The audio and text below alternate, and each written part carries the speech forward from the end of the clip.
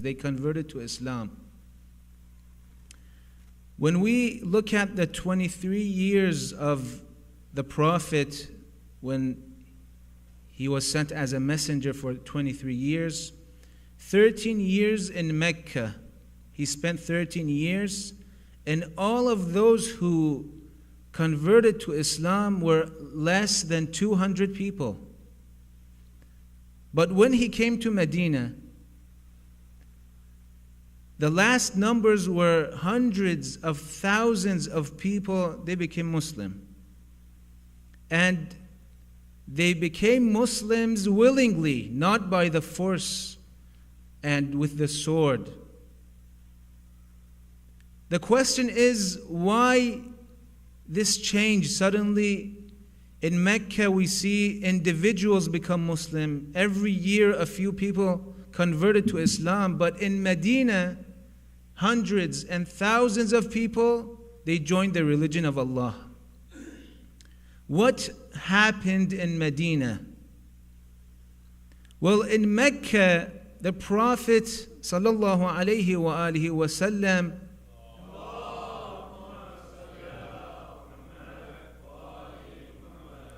the Prophet couldn't spread his teachings, and the teachings, the Muslims couldn't practice those teachings, even though if they knew about the teachings and the laws. So what happened that very few people, they became Muslims. They changed their beliefs and they converted to Islam. But when the Prophet came to Medina, he practically implemented those teachings. And he showed the people what he's offering them, what the religion of Islam is, and the benefits that it has in this world. In one sentence, the Prophet was offering a better life for people in this world, not only the afterlife. If you want a better life in this world, Islam is the best way I can offer you. So when they saw the beauty of Islam with their eyes in Medina, or they heard the beauty of Islam with their ears, people came to Medina and converted to Islam, and large groups, as the Quran says. The question is, what did the Prophet offer to these people? What was it that attracted them to this religion? We see in Western countries, lots of people migrate to advanced and developed countries because of the comfort and opportunities that they have in these countries. The same thing happened that day when people saw this religion has laws that gives them a better life. They said, why shouldn't we become Muslims?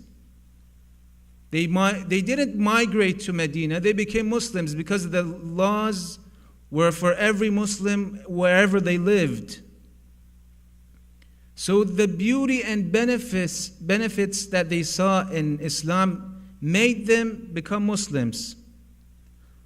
And that government, the Islamic government that the Prophet formed, was revived by Amir al-Mu'mineen alayhi salam after 25 years.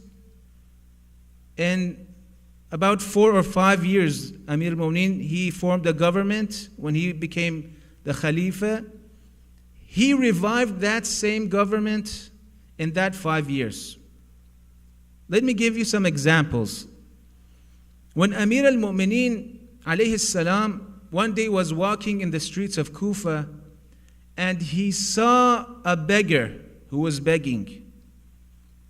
He asked his companions, what is this? One of the companions, he told him, Ya Amir al-Mu'mineen, he's a Christian man. He's become old and he can't work anymore. So he's begging. Imam Ali alayhi salam answered him. He said, I didn't ask who is this. I asked what is this. What is he doing? Begging in my country, in my government? When he was young, you used him. And now that he's become old and disabled, you abandon him. Give him money from the Baytul Mal. Give him a salary until he's alive, even though he's Christian. I will have not any beggar in my country, in my government.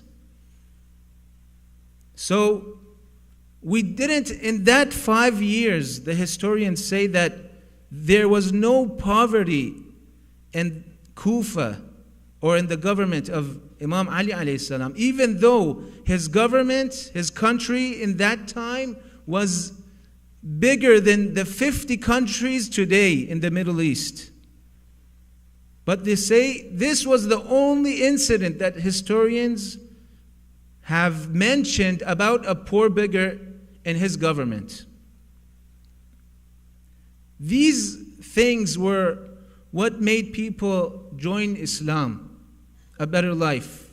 The poor joined Islam, and the rich also joined Islam.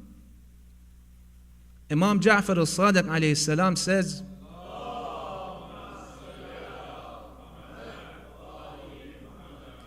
most of the Jews in that day in the Arabian Peninsula, they converted to Islam. The majority of the Jews. And the Jews were mostly rich people. And Imam says, what was the reason? The Jews that the Quran says, أَشَدُّ النَّاسِ عَدَاوَةً لِلَّذِينَ آمَنُوا. They were the most fierce enemies of those who believed. Your worst enemies are the Jews. But the majority of the Jews converted to Islam. As Imam Sadiq says. Why? What was the reason? Imam says it was one law that the Prophet, he announced one day. One law. After that announcement, we saw groups of Jews converting to Islam. What was that law? The inheritance law. The law of inheritance in Islam was the reason they joined Islam. What was that law? The Prophet announced that if anyone dies, any Muslim dies, and he leaves wealth and money behind, it will all go to his family and his heir. We will take nothing from that money. We won't impose any tax on that inheritance. This law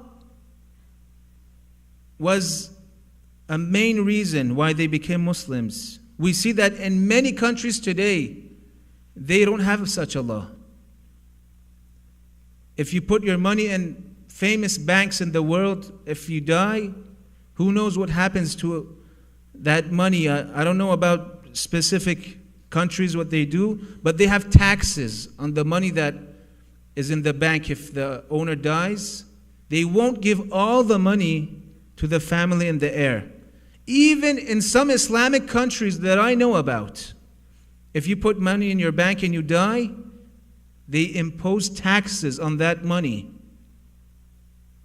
But this is what Rasulullah was offering them, that if you die, your inheritance, it would all go to your heir.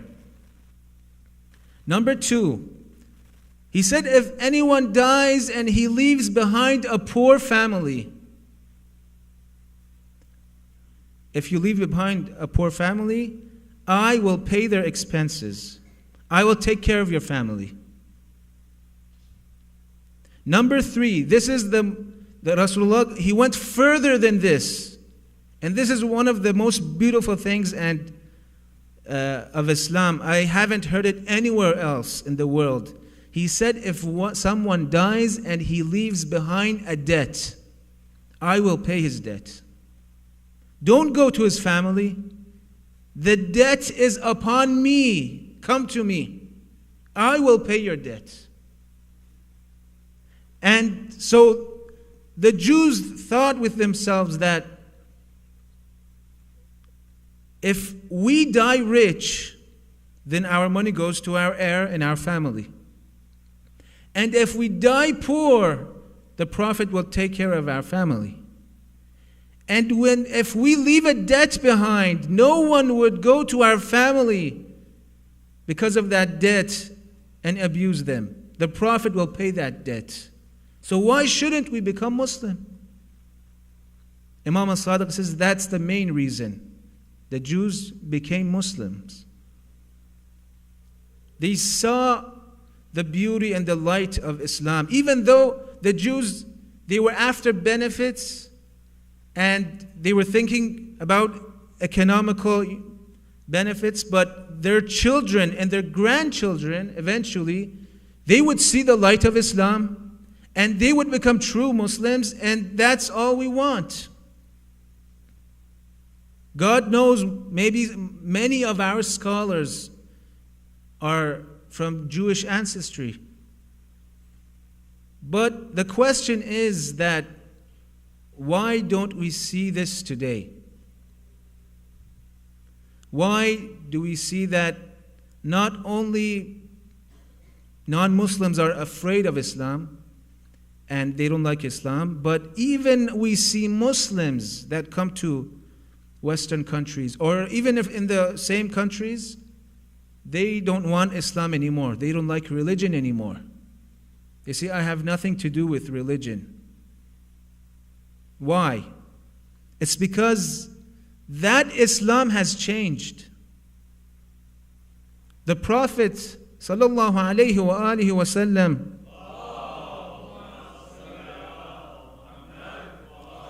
in a narration, he says that a time will come that nothing will remain from Islam, only its name. You only hear the name of Islam. And people say we are Muslims and talk about it. But the practice of Islam, the soul of Islam, no. Nothing will remain. That is why we see, instead of people converting to Islam more in groups, we see Muslims, they migrate to Western countries looking for a better life because they don't see that Islam in their countries. I'm not talking about the countries that have war in them. No, the peaceful countries. Lots of people migrate to other countries looking for a better life.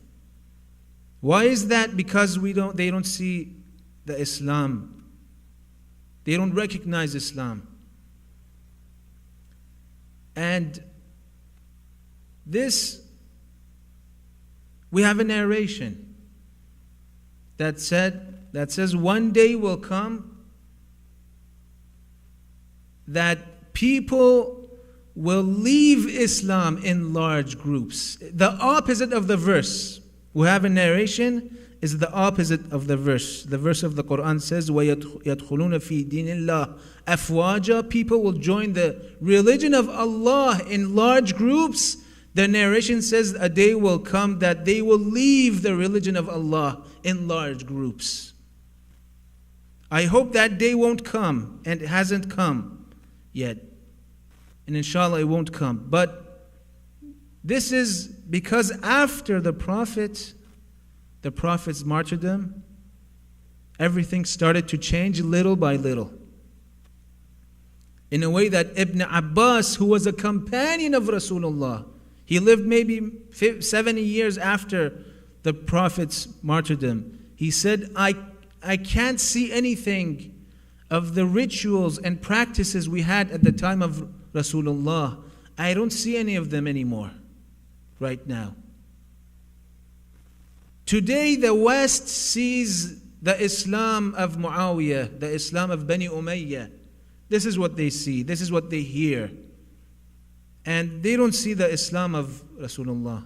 They don't see it, they don't hear about it. So the question is, what can we do about it? What are our duties towards this issue? We have a narration that says معاشر الناس لو سمعوا محاسن كلامنا لاتبعونا. If people hear the beauty of our words, they will follow us. But the majority of people haven't heard what we have to say. If they hear what we have to say, we Ahlul Bayt, they will follow us. But the problem is, we followers of Ahlul Bayt, then we can't speak the language of non-Muslims, like in this country. We haven't spread the word of Ahlul Bayt. We haven't done enough. And another narration says, the Imam tells his followers, his companions, says, I don't want you to talk about your belief, your religion, your ideology. No, I don't want you to talk about it. The narration says, Ud'u بغير ألسنتكم.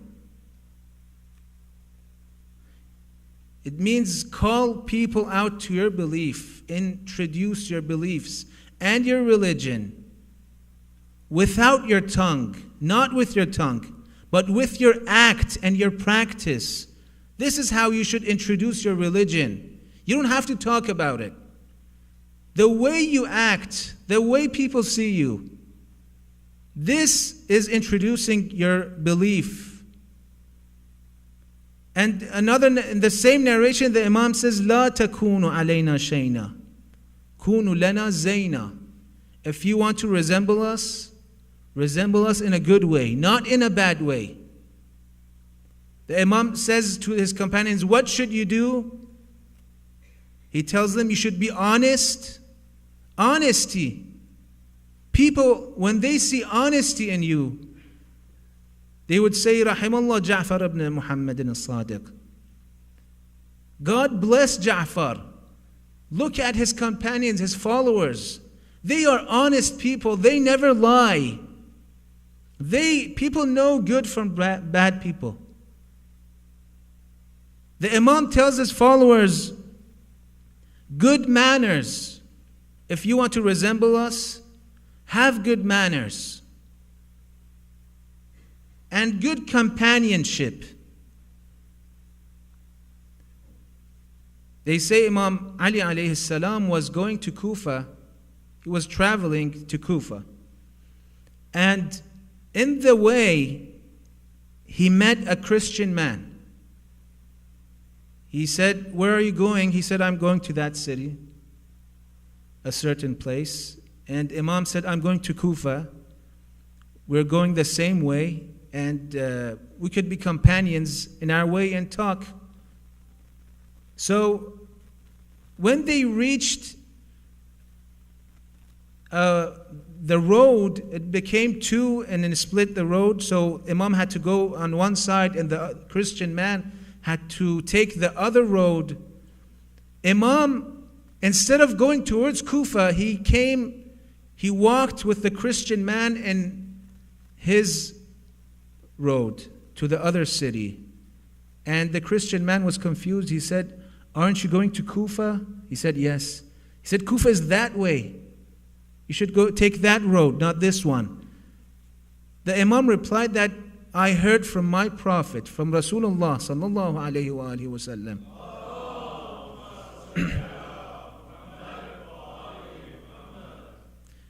If you're traveling with a companion in one road, and the road splits that you have to go different ways, walk with your companion in his direction. Walk with him. This is manners. This is good companionship. And when the Christian heard this from Imam, he said, you know what? I like that religion. And I want to follow your Prophet. And he became Muslim on the hands of Imam Ali alayhi salam.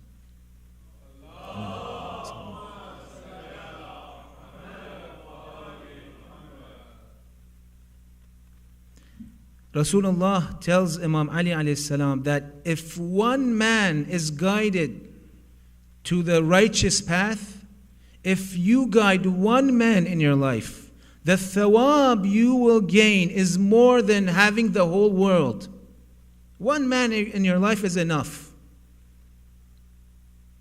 We ask Allah subhanahu wa ta'ala to help us and give us the tawfiq to resemble our faith in our Prophet and our Imams in the best way we can.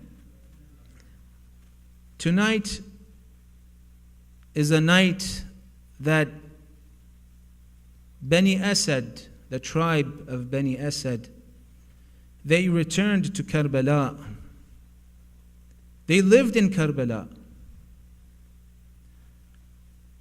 But when Yazid's troops and army came to Karbala, they went farther so they won't see the fight and they won't get harmed. After 2 or 3 days, a night like this, they returned to Karbala. And they saw that there's bodies left on the sands of Karbala for 2 or 3 days, lying in this hot sun without heads, bodies with no heads. And they wanted to bury these bodies, but they were confused. Who is this body for? The body has no head. How can we recognize him? What should we write on his grave? How can we sort them? And suddenly they saw a man coming from Kufa. They were scared. Who is this man? Is he one of Yazid's men? When he approached them, they asked him, "Who are you?" He said, "I am Ali ibn al-Hussein Zainul Abidin. I just came from Kufa right now." The Imam asked him, "What are you doing here?" They said, "We want to bury these bodies, but we can't recognize any of them. They don't have heads to be recognized with." The Imam told them, "But I know them and I recognize them. I will tell you. But help me to bury these bodies. I will tell you where to put them." So with the help of Imam al-Sajjad, they buried the companions of Abu Abdullah al-Hussein. They all put them in one big grave. Then they told the Imam, "Imam, there's a body that we can't lift it. A body that is in pieces and we can't do anything. What should we do?" The Imam said, "Leave that body. I have to bury it myself." When he came to the body, they asked him, "Whose body is this?" He said, "This is my father, Abu Abdullah al-Hussein." He said, "Bani Asad, bring me a cloth.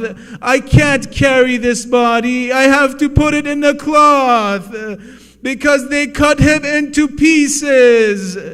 After they brought him a cloth, Imam Zain al-Abidin put his father's body into the grave. He entered the grave, he went down. Bani Asad said, "We were waiting for the Imam to come out and we wanted to bury that body, but he won't come out. We came and we looked into the grave to see Imam al-Sajjad. He was kissing the throat of his father, Imam Hussein." Imam al-Sajjad came out of his father's grave. Then he heard a sound. He heard a sound from the throat of Imam Hussein say, "Waladi Ali, oh my son, bring me my 6-month infant. Put him on my chest." Inna lillah wa inna ilayhi raji'un. وسيعلم الذين ظلموا آل محمد أي منقلب ينقلبون والعاقبة للمتقين. اللهم إنا نسألك وندعوك باسمك العلي الأعظم الأعز الأجل الأكرم. يا الله, يا الله يا الله يا الله يا الله يا الله يا الله يا الله يا الله يا الله يا الله. اللهم عجل لوليك الفرج يا الله، واجعلنا من أنصاره وأعوانه والمستشهدين بين يديه. اللهم اجعل عواقب أمورنا خيرا. اللهم اقض عنا الدين وأغننا من الفقر يا الله. اللهم ارزقنا زيارة الحسين في الدنيا وشفاعته في الآخرة. إلى أرواح المؤمنين والمؤمنات والمسلمين والمسلمات نهدي ثواب سورة المباركة الفاتحة مع الصلوات.